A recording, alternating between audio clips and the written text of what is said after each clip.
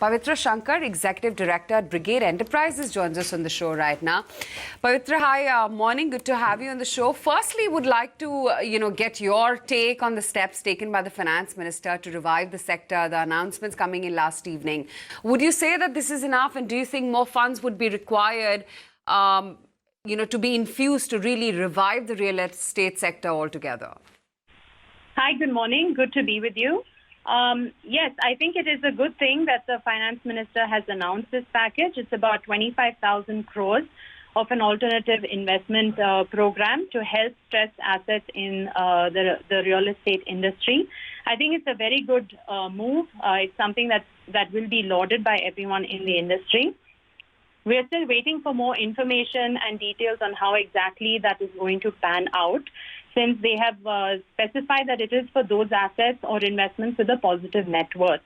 I am sure once there are some measures being taken, there will, of course, be another wave of, potential investments that require further help. So I think we will need to see how this pans out.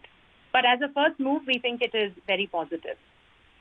We will see, stressed and stuck projects revived through this. Do you really see that impact coming in? I think there's a lot of good projects out there that have taken, financing which is not sustainable for them anymore. So for such projects, having access to reasonable capital should be good for those projects to continue and complete them and hand them over to customers. Okay. The leasing side, just to also talk a little bit more about what's happening there at Brigade, did see hectic activity last quarter. What are trends this quarter? You've leased new office space as well. Talk to us about the demand scenario. Sure. I mean, overall, in the commercial lease space in the country, in Bangalore specifically, it's been a stellar year so far. In Bangalore, we've absorbed 15 million square feet in the first 9 months of the year already. And we've seen the positive effects of this in our portfolio as well. In Q2, we have leased about 0.6 million square feet.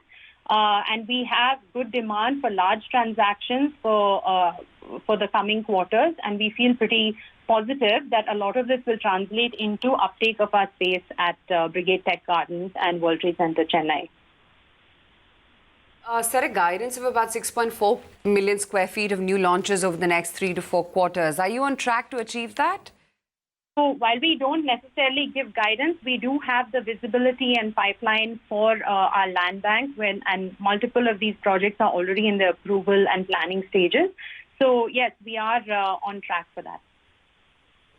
You'd also stated that you were looking to divest stake in your hotel business via stake sale to PE players.